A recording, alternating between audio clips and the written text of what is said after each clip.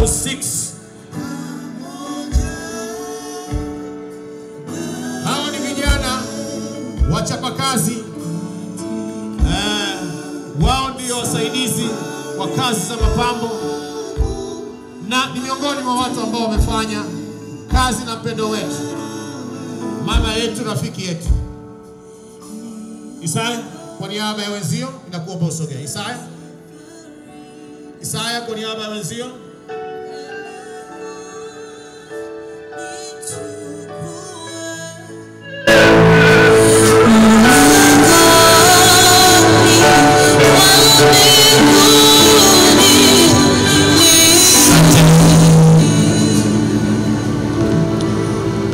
Asante. Bwana Yesu asifiwe. Tumesimama mbele yenu, sisi ni vijana wapambaji kutoka mkoa wa Mwanza, lakini kanda ya Ziwa pia. Tunawakilisha vijana wapambaji wa Tanzania kwa ujumla. Sisi ni vijana ambao tumeguswa na aliyekuwa rafiki yetu vijana.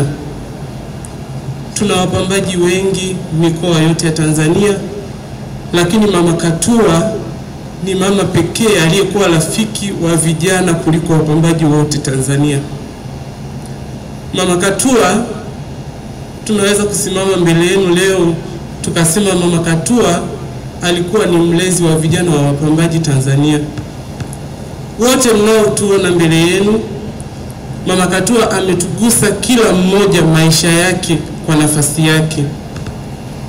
Mama Katua alikuwa ni mama ambaye tukikusanyika kundi la vijana na yeye yupo katikati yetu.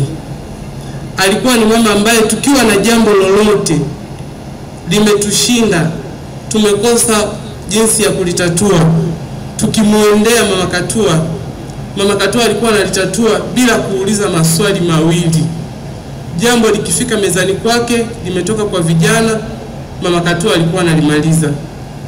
Mimi binafsi na kampuni yangu, Mama Katua alikuwa ni mshauri mkubwa, alikuwa ni rafiki yangu mkubwa, ni mtu ambaye alikuwa ananishauri kila kitu nilichokuwa nikikifanya bila kuwa na kinyongo.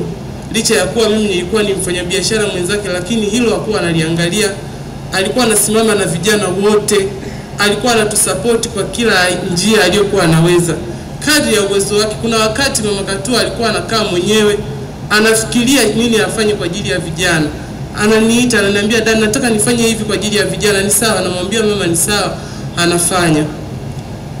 Tunamuomboleza sana rafiki yetu, tunampenda sana. Tunaomba Mungu ailaze roho yake mahali pema peponi. Kwa kumalizia, mimi binafsi ninaomba nifikishe ujumbe huu kwa familia. Albert mdogo wangu, Cecilia mdogo wangu, pamoja na baba yetu Mzee Katua. Sidhani kama mnakijua hiki kitu, lakini mimi kwa sababu nilikuwa na rafiki mkubwa mnajua wa Mama Katua. Mama Katua alikuwa na ndoto kubwa sana ambayo natamani familia muifanyie kazi. Mama Katua alikuwa anasema kabla hajaondoka duniani anatamani afungue kiwanda cha kutengeneza maua Tanzania. Naomba ndoto hii, Albert mdogo wangu, uifanyie kazi ndoto ya mama. Ninajua wewe unaweza, ili hata mama anapopumzika apumzike kwa furaha. Asanteni. Asante. Vijana wazuri, naomba tupunge mkono. Mungu akawape kibali, Mungu akawatangulie kila inapoitwa leo. Asanteni sana. Naomba nikaribishe kutoka Rumumba bendi taratibu namna hiyo.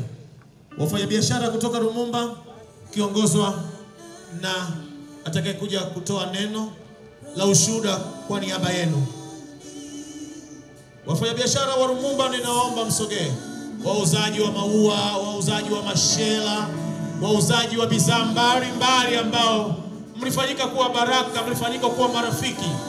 Lakini ndiko tunajua, ndiko sehemu ambapo kila ilipoitwa leo alikuwa akianzia hapo kwa ajili ya kutafuta mkate wake wa kila siku, mkate ambao alishiriki pamoja na familia, mkate ambao alishiriki hata kwa wale wajane na wale wote waliokata matumaini. Kwa niaba, sogeni Kwa niaba ya wana Lumumba, karibisha mama yangu kaweze kusogea. Wakati huo wafanyakazi wa Mama Katua Decoration waweze kujiandaa. Wafanyabiashara ni wengi, lakini hawa tu ni wachache. Asante.